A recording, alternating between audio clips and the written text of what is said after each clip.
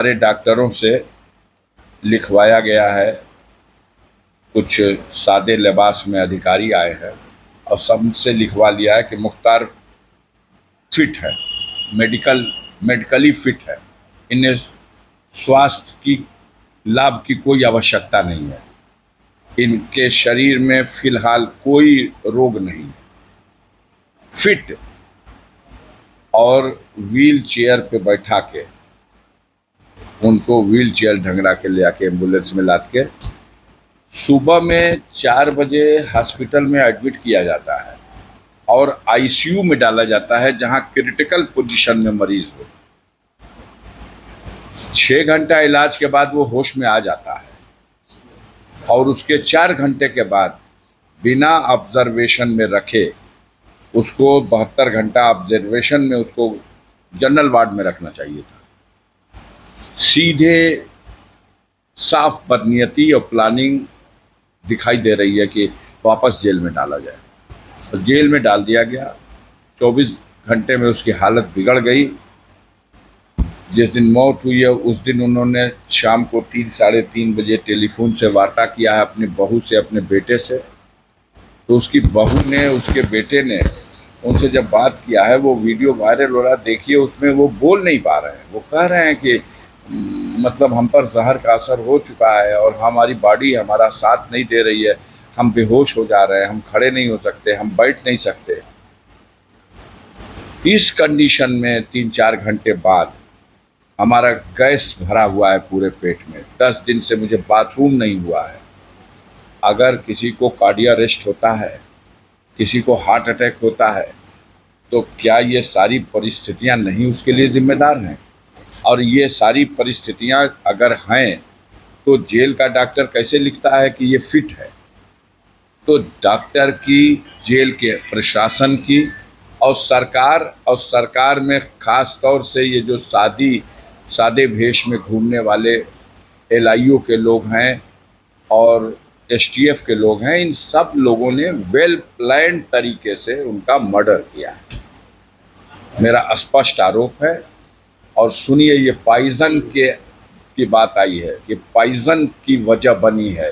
Heart attack हो सकता है, अभी बिसरा रिजर्व हुआ है, गया है जांच में, केमिकल रिपोर्ट जैसी भी है देखा जाएगा। उसके बाद भी और किसी डेथ का पता लगे या ना लगे, लेकिन अगर जहर से डेथ होती है तो मुख्तार अंसारी की बॉडी दफन की गई है मिट्टी में और इस एहतियात के साथ दफन किया गया है कि अगर ज़रूरत पड़ेगी जांच में आगे भविष्य में कभी, तो 5 साल, 10 साल, 20 साल के बाद भी उनकी बॉडी का उस स्थिति में भी परीक्षण किया जा सकता है। एक बाल और एक नाखून भी सलामत मिलेगा तो उससे भी अगर पॉइजन से डेथ हुई होगी तो वो साबित हो जाएगा, क्योंकि आजकल टेक्नोलॉजी उस लेवल की मिल चुकी है वर्ल्ड में। तो जिन लोगों ने ये समझ लिया है कि मुख्तार अंसारी की कहानी डेड एंड हो गई, ऐसा नहीं है। कहानी तो अब शुरू होगी, कहानी तो अब शुरू होगी। आपने मुख्तार को बदनाम करने के लिए मीडिया का सहारा लेकर के इस सरकारी तंत्र ने झूठे मुकदमे लिखवाए, बदनाम करने के लिए झूठी कहानियां उनके साथ जोड़ी। जेल में बंद करने के बाद उस आदमी के खिलाफ 50 से ज़्यादा मुकदमा जेल में भी है और 50 मुकदमा भी लिखा गया। अन्याय की पराकाष्ठा है। वो समझते थे कि हमने मुख्तार अंसारी को मिटा दिया। कल पता चला है उत्तर प्रदेश सरकार को, प्रशासन को और जो मीडिया के बंधु हैं उनको भी देखने को मिला होगा कि किसी की औकात की पहचान उसकी अंतिम ही यात्रा होती है। और कल मुख्तार की अंतिम यात्रा में लोग शामिल न हो, इसके लिए पूरी उत्तर प्रदेश सरकार ने 3 दिन में चप्पे चप्पे, नक्के नक्के पूरे पूर्वांचल में, आजमगढ़ में, जौनपुर में, मऊ में, बलिया में, चंदौली में, गाजीपुर के हर जगह पे एकदम जैसे अजीब दहशत का माहौल बनाने का प्रयास किया था, फोर्स मार्च। लेकिन परिणाम क्या रहा? हुजूम का हुजूम ऐसे निकल रहा था जैसे कि जमीन फट गई हो, इंसान निकल रहे हैं। सिर्फ सर ही सर दिखाई दे रहा था। इंसानों क्या, एक समुद्र में सैलाब आया हो, और पागल हो गए थे देख करके अधिकारी। फिर उनके गुस्से का मुजाहिरा भी आपने देखा होगा, इनलीगल धमकी भी आपने देखा होगा।